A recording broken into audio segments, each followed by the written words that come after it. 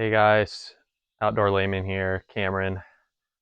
Just wanted to shoot another video. Haven't done one in a while. They're kind of fun to do, so I came out here today with my buddy Chris to talk about a handgun I recently put together, a Ruger Mark IV.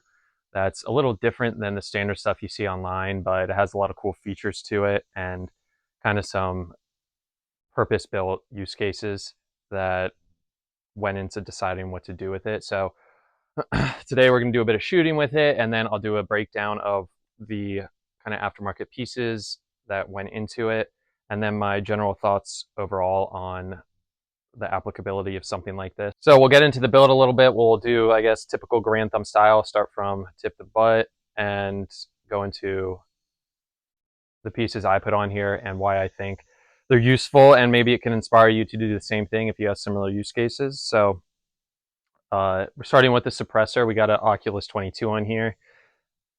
One of the kind of standard cans out there that everyone recommends. So there's a tons of information on that, so I won't bother telling you about it. But one thing I do really like for this package is you can take off the top piece and make it even shorter and more compact, which obviously you're gonna give some suppression capabilities there, but you'll gain the, like I said, the tighter package. We have a light mount on here with, I'll forget who exactly makes it. I'll put it in the link below. I'll put all the parts in the description below. But that is to be able to mount this X300V, which is actually a SOTAC airsoft clone. I didn't want to put a full like $300 X300V in here, and this works just great. So I'm able to use this under night vision as well. Has the white light capabilities, and then holster it in a T-Rex Arms Ragnarok holster, so I can wear this on my side. So keep that in mind as I go through the build. This is something that you can keep on yourself whenever you're out and about in the woods or plinking or hiking, camping, anything. So yeah, light mount. I'll link that in the description. Suppressor, and then the actual upper. I bought it off Gun Deals, or excuse me, Gun Broker. It is a 3-inch upper. You can get the Silencer Shop 3-inch uppers, which are also great, but I already had a Ruger lower, which is the expensive part. So it's cheaper for me to just buy a standalone upper and do it that way. And you can also go on Volquartsen websites, and they have a ton of uppers as well that you can choose from if you want a different barrel length. You can go down to a 2-inch barrel length, and that's good. A lot of people do that, but it is a little bit more finicky. You do start running into cycling issues, and you may have to play around with it a bit more. 3 inches, I find, is that sweet spot of going as short as possible with not really sacrificing reliability. And then again, that barrel length will keep everything subsonic, minus your super hot rounds like Stingers or Federal Punch. Originally, I was running a 4.5-inch barrel on here, and that's great too, but in my mind, I was like, well, why run a 4.5-inch if I can run a 3-inch and take off another 1.5 inches? It just looks cooler. It's more compact. So I went ahead and did that. I still have the upper at home, but moving on to the optic, we have the Holosun 407C X2. I'm a big Holosun guy, so that's pretty much my go-to for all optics, red dots. And then it's on the Lobos Industries mount, which you can see it's super clean, super tight there. Keeps it really low to the bore, and it's just a really nice piece of machining. So this is my favorite mount. They come in different footprints, but obviously this is the RMR because that's what the Holosun is. So highly recommend this if you want to put a red dot on your Ruger Mark IV. The lower is just an OEM lower with a Volquartsen trigger kit in here. So it's a bit better than the stock triggers on the Ruger Mark IVs. Those are pretty atrocious. They have a lot of take up, and it's kind of hard to shoot them really fast without kind of jerking the trigger with all that take up. You can do it, and they're perfectly fine, but $40, this is a pretty good upgrade. It has the pre and post travel adjustments. So I went ahead and did that. The bolt is just a standard OEM bolt, and it works just fine for me. Some guys like to upgrade to the Volquartsen, but that's pretty expensive, and like I said, it works just fine, so why do that?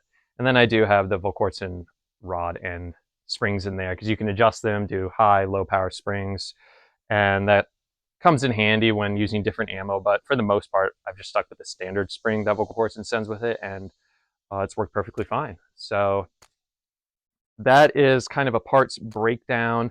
The grip, don't want to forget that. That is up to you. I have a Hogue grip on here, Hive grip, so, or just the Hogue grip, it's not the Hive, and it works really well for me.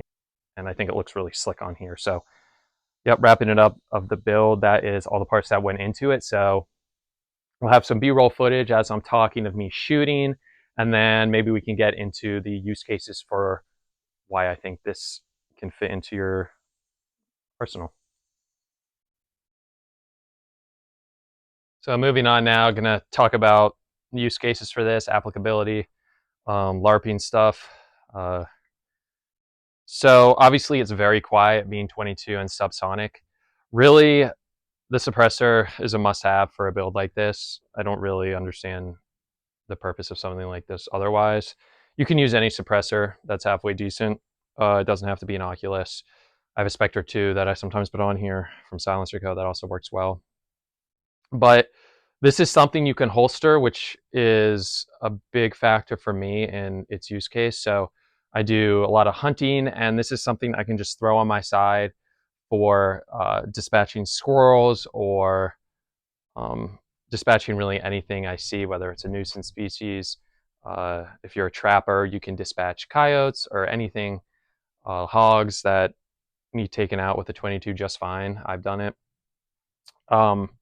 If you want to take this hiking / camping, it's really nice to have around the camp.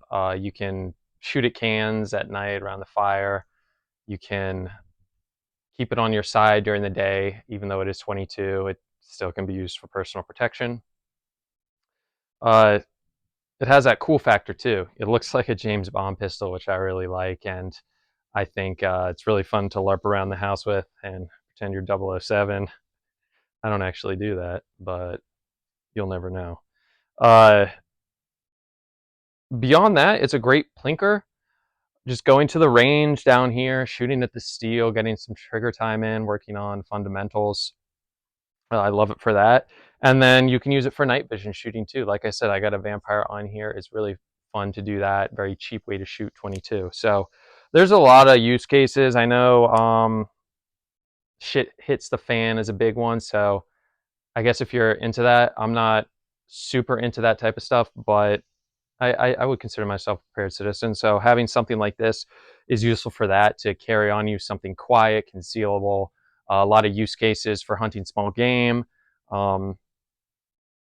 So you can keep that in mind too, and cater the way you build your Ruger Mark IV to whatever kind of scenario you have in your mind.